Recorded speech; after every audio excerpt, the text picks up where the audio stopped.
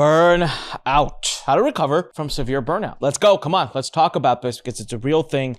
And I think that it's become too taboo amongst entrepreneurs, high performance achievers, just, executives. It almost feels like when we talk about burnout, it's some kind of weakness. And it actually isn't a weakness, it's a strong point of diagnosis. And that's what I want to talk about today. I actually think it's a very loud sign, it's a loud symptom of a deeper rooted problem. By the way, welcome to the podcast, yada, yada, yada. I just want to get into it because this particular episode is, I think, one that many people need to listen to. Okay, so here's how I treated burnout. I treated burnout as a temporary loss of energy, a temporary draining of the batteries. So I would always treat a burnout as I just need to go recharge. I need to plug myself in. So if you've ever been using an electrical appliance that runs out of battery, you have to cease using it for a period of time, go plug it into the wall, it recharges, and then you can begin to resume using it as you were before. That's how I thought burnout was. And I'm finding now, as I kind of get older, wiser, and as I'm out questioning everything I do in the world of business, and I'm meeting some amazing people, learning from them, reading again. And so I go back in my life and I look at periods of my life where I was able to go years with zero burnout. And then I have periods of my life where I feel like I was burning out every month or every other month. Yet, physical energy I'm expending during these periods of time is the same. Actually, one might argue that when I'm going longer with no burnouts, during those times, I might actually be working physically harder than or emotionally or, mentally harder than I am during the times where I find myself repeatedly burning out. What I've actually come to figure out is that burnout is a clear sign of a much more major issue going on somewhere deeper within. And I think it just has to do with one word: alignment. All right. And if I want to add some more words to it, vision, goals, values, mission. I know we're used to hearing all these words and we think they're hooty patooty personal development-y things, but hear me out for a second. Okay. One thing I firmly believe now as I get older and as I meet more people is that yes, we think money motivates us. And yes, money is important, but the minute you get money, which if you work hard enough, you'll get it. Look, you can get rich by working for someone else. You can get rich by freelancing. You can get rich by being an entrepreneur. You can get rich by investing money in the market. There's lots of ways to get rich. So if you work hard enough at it, I'm sure now or 5 years from now or 10 years from now, you'll be wealthy, rich, or have a lot of money, put it that way. And I'll tell you right now, and you can mark my words and you can remember this moment when it happens, you will realize at that moment that money ceases to motivate you. And the minute that money ceases to motivate you, you have either two options. You can either stop working, right, and retire, or you can keep working, but now what's the purpose? Most of us keep working and we want to hit the next financial goal and the next financial goal and the next financial goal. We spend the rest of our entire lives chasing these goals, and that's where burnout starts. See, I believe burnout is a clear sign that whatever it is you're doing is out of alignment with what it is that you truly want to be doing and what you're passionate about and what you feel is taking you towards your ultimate goal of not being rich, but being fulfilled. I don't think I've ever heard of a single story of a person dying who said, thank God I'm dying right now as a billionaire. Thank God I'm dying right now as a 100-millionaire. People on their deathbed are thinking about very different things. For me, I could tell you right now, I don't actually know how much money I have right now. I literally do not know how much money I have. I could get within a range, but I don't know every asset I have because it's not that important. What I do know is that this morning, I had a call with an individual whose entire future is going to change based on the advice I gave on that call. I know that. I know the person's name. I know how their life will change. And I'm actually beginning an exercise now where I'm going to keep track of each and every one of these moments. That's fulfillment to me. And you know what's going to happen is if I keep working hard to just earn, I'm going to burn out. So what I have to figure out is, what am I really here to do? And when I find that thing that I'm really here to do, I'm going to constantly have energy. You're plugged in, man. You are that electrical appliance that's just on, but behind the scenes, your tail's plugged into the socket. You just never run out of energy. So if you're feeling burnout right now, first of all, it's totally normal. I have been through it many times. Second of all, it's a sign. It's a symptom. I would want to invite you today to listen to the rest of this episode, and I want you to go into a deeper search of figuring out why you think you're burned out. Number 3, just plug in and go back to what you were doing. You're going to burn out again. You're going to burn out next time sooner. You'll actually notice your burnout windows, they get shorter and shorter until the point where you quit. Symptom to the eventual disease. That's why I'm trying to get you to fix right now. Okay, so let me go over some of the signs, how to know you're burned out. A lot of times people don't know. You're going to end up at the doctor. You start getting prescriptions for depression, anxiety, and all that. And actually the truth is you're just burned out. You didn't need any of that. You just needed to stop doing whatever you're doing every day. So number one is if you're emotionally exhausted. All right. Emotionally exhausted just means your wife wants to pick a fight with you or something's going on. And you're just like, emotional exhaustion is usually when you literally catch yourself saying, because you just don't have the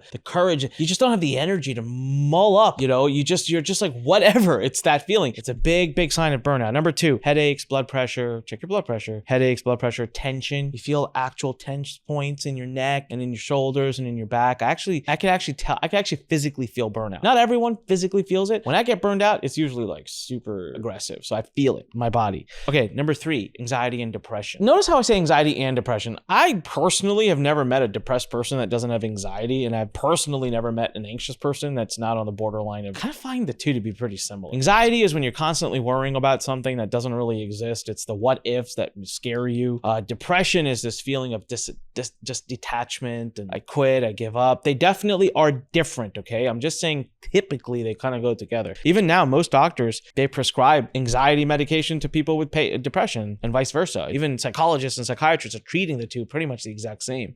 And I don't agree with how they're treating it, but that's a separate conversation. If you just feel down all the time, if you're worried all the time, if you're got that stressed feeling, doesn't mean you're burned out if that's the only symptom you have, but that is a very loud symptom of burnout. So does that make sense? It doesn't necessarily mean it, but if you have that plus a couple of the other things I mentioned, then it probably is what it is. All right, number four, do you catch yourself saying this? I don't care. I just don't care. It's this like loss of motivation. It's just like, I give up. Do what you want. Do with me what will happen. It's the white flag. It's just because you're pushing all the time. You're trying so hard. You finally just run out of steam, man. Have you ever been at the gym and you're like lifting? There is a point at which why do we get someone to spot us at a gym? Because I'm going for that last rep and my muscles just give in. You got someone spotting you so that you don't drop it like 100 pounds on your chest. That's what happens. Last but not least, constant doubt and constant fear. All right, constant doubt. Constant's very important. Look, we all have doubt. It's constant. It's when it's a problem. Like every day we'll have a little bit of doubt and fear. But if you find yourself just like you're just like constantly in doubt. Oh my God, is it gonna work? Oh my God, what if it doesn't work? Oh my God, is it gonna work? Oh my God, what if it doesn't work? Okay. Now, what creates burnout? Misalignment, right? You're not on your vision. You're not on your mission. You don't like what you're doing. You're at a job you don't like. You're building a business you don't like. You have a product you don't like. You're working with people you don't like. You're in a relationship you don't like. It's not even about liking. It's just like you don't see how that's contributing to the greater you and the greater cause that you want to be behind. Number two is actually shame, guilt, and fear. Or fear. So shame, guilt, or fear. Some of us might be doing things right now in our business, in our personal lives that we're ashamed of, feel guilt from, that make us afraid. Man, those are some strong things. Like you should really look at yourself right now. Are you doing things you're ashamed of? Because I'm telling you right now, if you are, holy crap, when it catches up to you, it's super painful. All right, how to recover. I feel like I've been like beating on you the part of this episode. I just want to take a minute to say like, I have personally dealt with like very severe burnouts in my life. My burnouts have been so bad that they physically manifest in my body as disease, have led to surgeries. I always say I have like physical scars from burnout. I mean, I have taken burnout to a level that is like unforeseen in my life. And I am in this new place of just kind of like, I'm now treating, because I thought burnouts are normal. I mean, hell, I call myself the fighting entrepreneur. I just thought you got to fight and you got to push all the time, right? Well, it's not normal, can happen sometimes, but it's a clear sign of change is needed, not just replug in. So 7 things in no particular order. Number 1, hit the journal. You got to brain dump. What the heck is on your mind? You're not going to be able to talk it out with yourself. Don't do the conversation up here. It leads to more anxiety. Get it down on a piece of paper. Start thinking about all the things. Ask yourself, what am I ashamed of? What am I feeling guilt from? What am I afraid of? What do I not like that I'm doing? What is making me upset? What is on my mind? What is making me go crazy? What am I scared of? Like just freaking brain dump in any order. Get it on a piece of paper. I promise you the answer will appear before you. Number 2, look at that. Find the trigger. There's a trigger. What triggered you into that? Did you know that most burnouts are triggered by something? Which is interesting because if it was really a battery going down issue, if it was simply an issue of recharging, kind of slowly go down. But a lot of burnouts, I noticed, it's like Monday you're fine. Monday evening you're on the phone with somebody, someone says something, you collapse. Right? It's like the straw that broke the camel's back. But I want you to find that moment. When did you first feel it? What triggered you? And it's going to be on that piece of paper that you brain dumped. There's something there. Very important, because what did I tell you? Burnout is a symptom to a greater disease that's going on. That trigger is the biggest clue to what you're doing in your life that needs to be changed that created the burnout. All right, number 3 is, I call it the 3 main questions, okay? What are you really, so it's like who am I? Why am I here? No, those aren't the questions, but what am I really good at? What am I really passionate about? What do I love doing? So you wrote down all the things that were like driving you nuts. Now let's write down the things that give you energy. What are you really good at? So for me, I'm really good at copywriting. I'm really good at doing videos. I'm really good at pitching, selling. I'm really good at strategizing. Like I was just good at professionally, and then personally, there's things I'm good at. What am I passionate about? I'm super passionate about education. Super passionate about my daughter, my family, my wife. Like, what do I love doing? And I want you to literally compare that list to the list that you wrote in your brain dump. And I'm telling you right now, you're going to look at it and go, holy crap, no wonder I'm burned out. Number 4, take a complete mental and physical break. Disconnect. If you've been going to work, find a way to get a few days off. 2, 3, 4, 5, whatever you need, that's up to you. For me, it's usually about 2, 3, 3 is enough. 4 is enough to get some perspective. I don't like necessarily cure burnout. It's enough to get really calm my nerves down. 3 to 4 days. Seriously, my wife calls this distraction therapy with me. It's so funny. It works. She'll just literally come over, go to Netflix or something, grab some show and just put it on. She won't even ask me if I just put it on and just walks away. And I'm just watching it like this. Totally works. Distraction therapy. Get your mind completely off of whatever the heck you've been on for the last few days. Stop going to work. If you enjoy the gym, continue. By all means, go to the gym. But if you hate the gym, if you don't enjoy the gym, stop going to the gym. If you don't like working out, if you don't like playing the sport that you're playing, if you don't enjoy going to that musical class, whatever the heck you are not enjoying, you just quit right there for a few days. You just stop. Those few days are about just rest, silence. I'm telling you, it's going to help so much, and it clears your mind to then look at those lists. And I don't need to tell you how to recover, because your body will tell you itself. Number 5, I have some great friends. I have an amazing wife. Do not seek a solution. Just talk. This is how I feel. This is what's going on. This is what's wrong with me. I don't know about this. I don't know about that. Just talk. If a solution comes, that's great. Don't seek a solution. Just talk. If you don't have anyone like that, get a therapist, okay? BetterHelp.com, I think, is another one that you can go. It's not very expensive. You just need to talk, man. Hire someone on Fiverr. I don't care. It's therapeutic to just talk. All right. Number 6, joy.